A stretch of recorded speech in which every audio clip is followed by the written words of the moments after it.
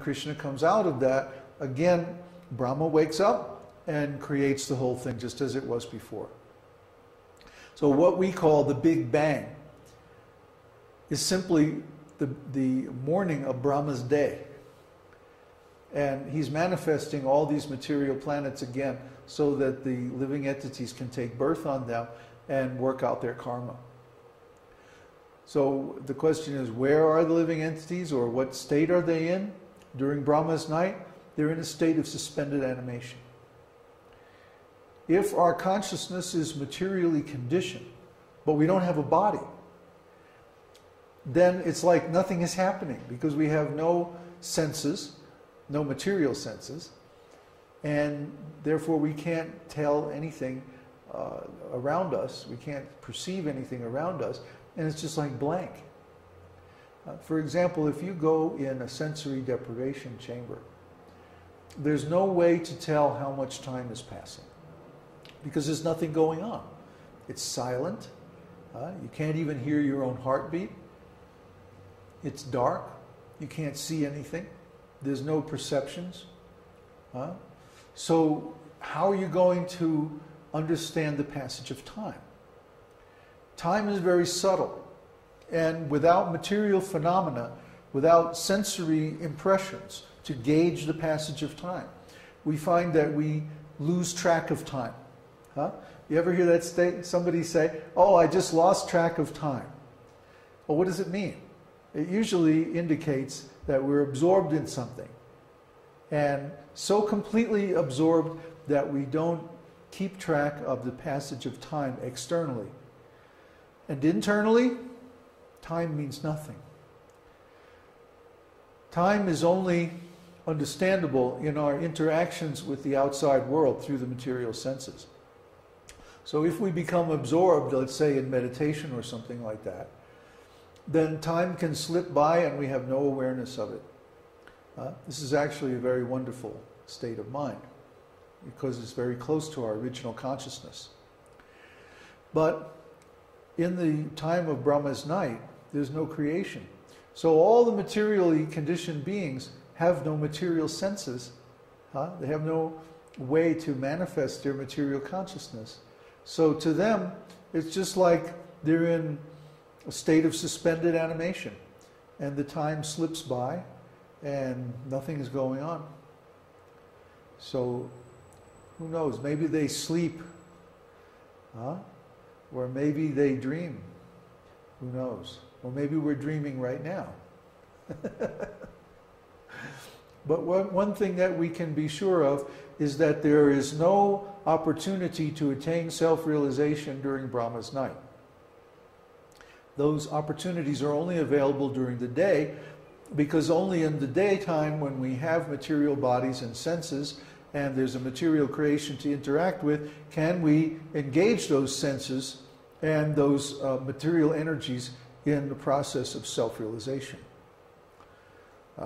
So Brahma's day is actually far more auspicious for the living entities than the night, because we have the opportunity to perform bhakti yoga. Next question? From Erica. She's asking what happens, is there going to be a day where there's no more eras in this world, material world? Will Maya always exist? What happens to the souls that were not liberated? Or is this not possible? Yes, well, the principle of material creation exists eternally. The Mahat Tattva, or the Pradhan, is Krishna's external energy, and just like Krishna, Krishna's energies are eternal, even the material energy. But the Pradhan, or the Mahat Tattva, is only the principle of material creation. It's not the manifestation of material creation. The manifestation occurs when the Pradhan is agitated by time.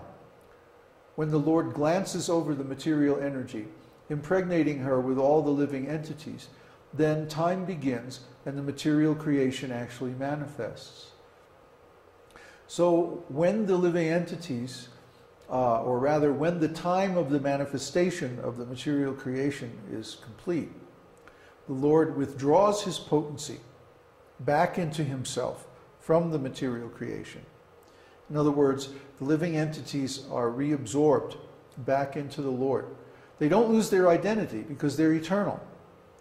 But because they're in material conditioned consciousness, without a material manifestation, just like during the night of Brahma, they have no material bodies or material senses, so they can't do anything. They can't perceive anything. They're like in a state of sleep or suspended animation. That's all we know about that. It's a very obscure, very, there's not much said about it in the Vedas. Next question? Krishna Bhakti. Would it not be impossible to calculate time in relation to eternity? No way of pinpointing a specific time? No beginning and no end? That's right. In eternity, you can't calculate time because, well, what do you compare it to? In the material world, we have the rising and setting of the sun. So we calculate time in terms of days and hours and so on. But in the spiritual world, there is no influence of time like in the material world. It's eternal. So time is elastic. In the spiritual world, if there's a particular pastime that you enjoy relishing very much, you can relish that pastime eternally. All the pastimes of Krishna are eternal. That means they have no beginning and no end. So if you like that pastime, then you can stay in that pastime as long as you like. There is no force of time. Srila Prabhupada says the force of time is conspicuous by its absence in the spiritual world. That means time is more or less elastic. It's not hard. It's not a force like it is here in the material world. In the material world, we're carried along by the waves of time whether we want to or not. It's not like that in the spiritual world. In the spiritual world, we can move through time in any way we like. It's more like space.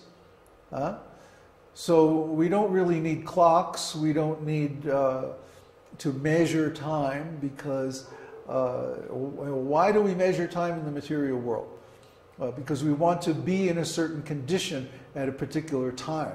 I have to get to work on time, or I have to go to school at a certain time, or eat dinner at a certain time. So we plan our activities so that we're in that place at that particular time. But if time were elastic, if we could bend time or change time or move through time by our will instead of being dragged through time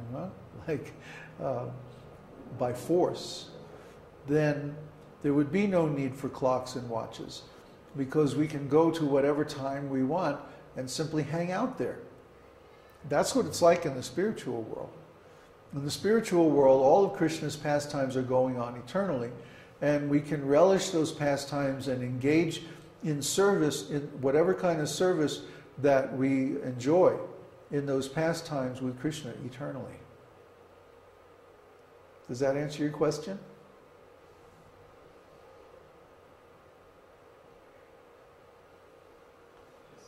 Yeah? Okay. Another question? No other question?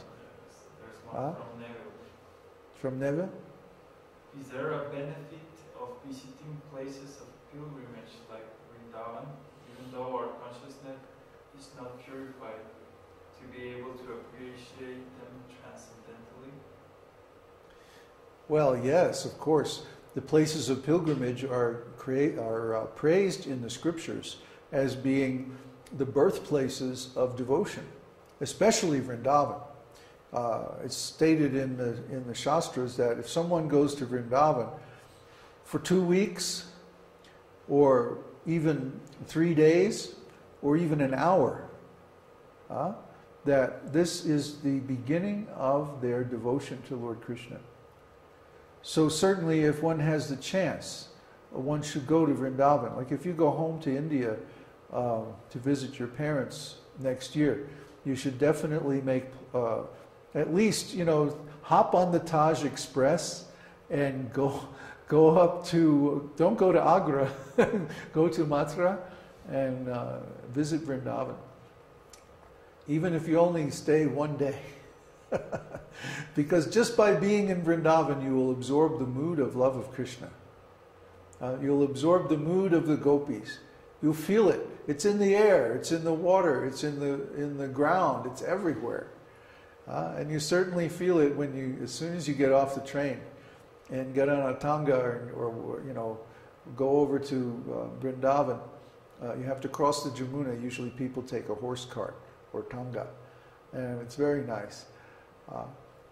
Any of the 12 forests of Vrindavan, they're all places of wonderful pastimes. When Dhruva Maharaj wanted to see God, Dhruva Maharaj got cheated out of his kingdom because his father married a younger second wife who became very influential over him. He was a little bit